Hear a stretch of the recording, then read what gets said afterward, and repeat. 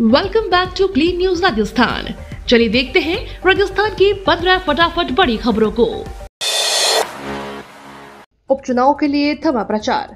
राजस्थान के 7 विधानसभा सीटों पर हो रहे उपचुनाव के लिए प्रचार का शोर सोमवार शाम 6 बजे थम गया है। हालांकि प्रचार बंद होने के बाद भी प्रत्याशी घर घर जाकर मतदाताओं से मिल सकते हैं और उन्हें वोट देने की अपील कर सकते हैं, लेकिन इस दौरान उन्हें चुनाव आचार संहिता के पूरी तरह से पालन करना होगा।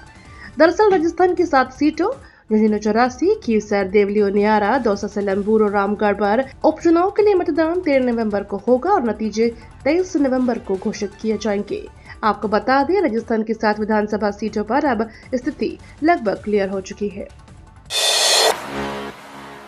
राजस्थान में 12 नवंबर को इन स्कूलों में अवकाश घोषित। राजस्थान के कई स्कूलों में 12 नवंबर को अवकाश घोषित किया गया है। जिन स्कूलों में उपचुनाव के लिए पोलिंग बूथ बनाए गए हैं, वहां निर्वाचन विभाग ने स्थानीय अवकाश की घोषणा कर दी है। राजस्थान में 13 नवंबर को 7 विधानसभा सीटों पर उपचुनाव होने हैं। इस कारण इन विधानसभा क्षेत्रों में कई स्कूलों में पोलिंग बूथ भी बनाए गए हैं। पोलिंग पार्टियां 12 नवंबर से ही संबंधित पोलिंग बूथ के स्कूल में पहुंच जाएंगी। इस कारण 12 नवंबर को ये स्कूल बंद रहेंगे। हम ईंट से ईंट बजा देंगे, लेकिन सिलमबुर जिला समाप्त नहीं होने देंगे। कांग्रेस प्रदेश अध्यक्ष गोविंद सिंह डोटासरा ने सिलमबुर में रेशमा मीणा के समर्थन में जनसभा की। उन्होंने कहा कि हमने जो पंचायतें बनाई, बीजेपी सरकार उसकी समीक्षा कर रही है। हमने जिले बनाए, उसकी समीक्षा कर रहे हैं। उन्होंने कहा कि मैं पूछना चाहता हूं, सिलमबुर जिला बनना चाहिए था कि नहीं बनना चाहिए था? जब सिलमबुर जिला बनाकर आपका हक दिया, तो आज मुख्यमंत्री और उनके अधिकारी कह रहे हैं कि सिलमबुर जिला समाप्त करेंगे। डोटासरा ने कहा कि आपसे निवेदन करना चाहता हूं कि 13 नवंबर को यहां से चटका दिखा दीजिए। सिलमबुर से कांग्रेस पार्टी को जिताकर भेज दीजिए। सिलमबुर जिला बंद नहीं होने देंगे, ईंट सीट बजा देंगे। सतीश पूनिया के बयान, बटेंगे तो कटेंगे पर भड़के जूली। बीजेपी नेता सतीश पूनिया के बयान बटेंगे तो कटेंगे पर राजस्थान विधानसभा के नेता प्रतिपक्ष टीकाराम जूली ने आपत्ति जताई है। टीकाराम जूली ने बीजेपी नेताओं को चेताया है कि वे समाज में जहर घोलने का काम न करें। जूली ने कहा, देवली नियारा विधानसभा क्षेत्र से भाजपा की चुनावी सभा में भाजपा के पूर्व प्रदेश अध्यक्ष सतीश पूनिया ने बटेंगे तो कटेंगे शब्द का इस्तेमाल कर कृष्ण ने घृणा, भय और अराजकता पैदा करने की कोशिश की है। जूली ने कहा कि भाजपा प्रदेश में 7 विधानसभा सीटों पर उपचुनाव में हारने जा रही है।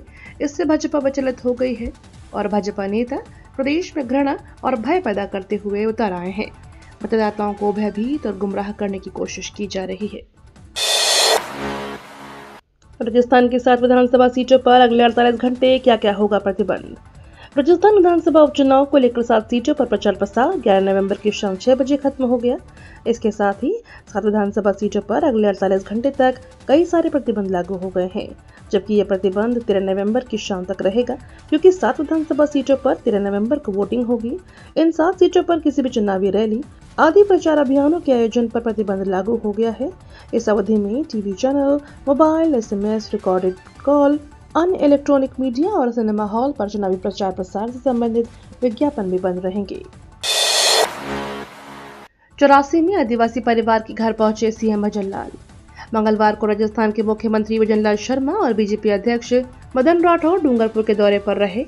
इस दौरान भजनलाल ने प्रदेश अध्यक्ष मदन राठौर के साथ 84 में एक आदिवासी परिवार के केलुपोश घर पहुंचे।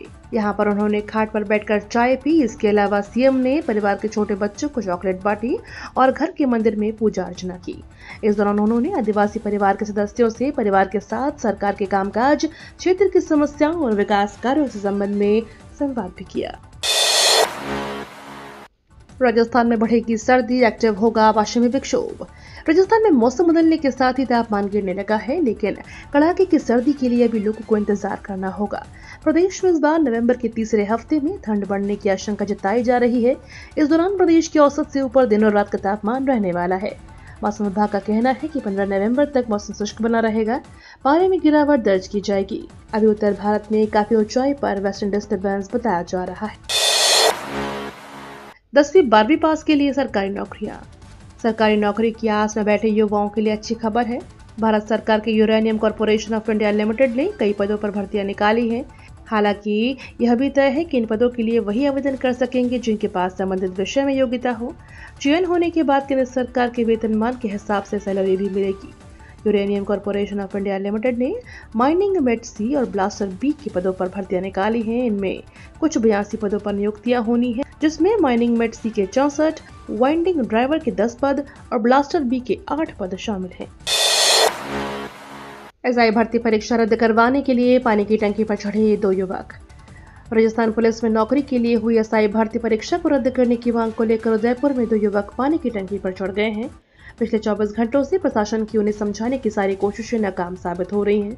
विकास बिथूड़ी और लादो गोदारा नाम के 2 युवक खुद को बेरोजगार बता रहे हैं। उनकी मांग है कि जब तक प्रतिनिधिमंडल की मुख्यमंत्री से मुलाकात नहीं होती है तब तक वो नीचे नहीं उतरेंगे।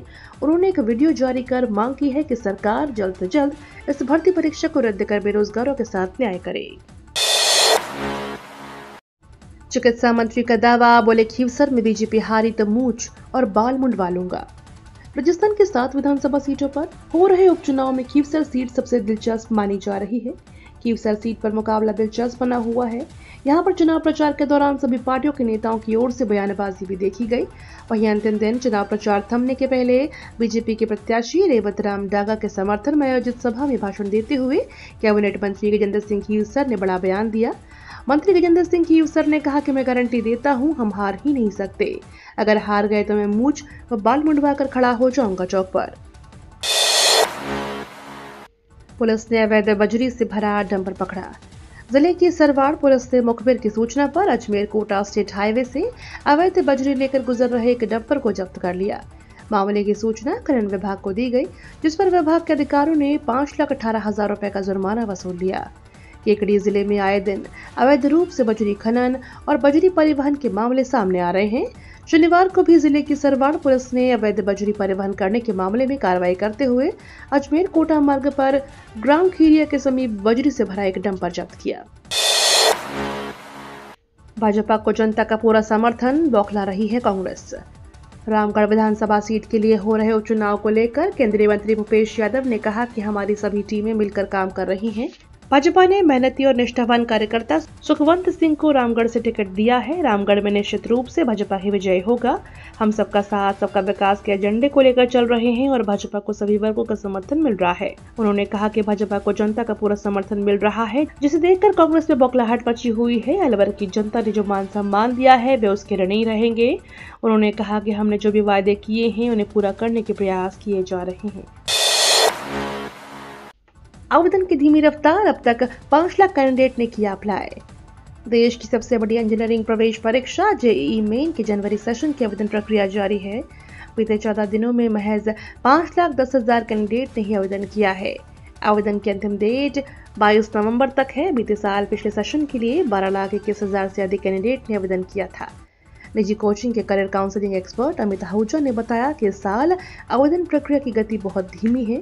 हजारों कैंडिडेट आवेदन ही नहीं कर पा रहे हैं, क्योंकि इस साल पहली बार जेईई मेन आवेदन के दौरान ओबीसी और ईडब्ल्यूएस के कैंडिडेट की कैटेगरी सर्टिफिकेट, आईडी व इश्यू डेट के साथ जारी करने वाले अधिकारी का नाम भी मांगा गया है।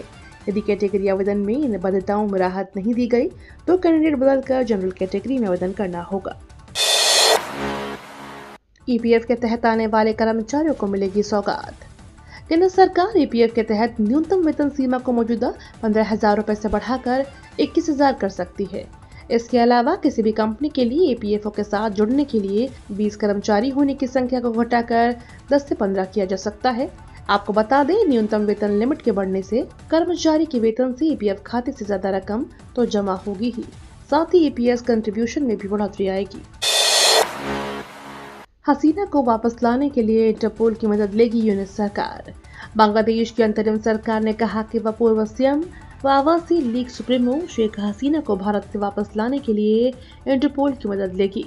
यूनिस सरकार ने कहा कि शेख हसीना को भारत से वापस लाने और उनकी पार्टी से अन्य भगोड़े नेताओं को ढूंढने के लिए ग्लोबल पुलिस एजेंसी इंटरपोल की मदद लेगी।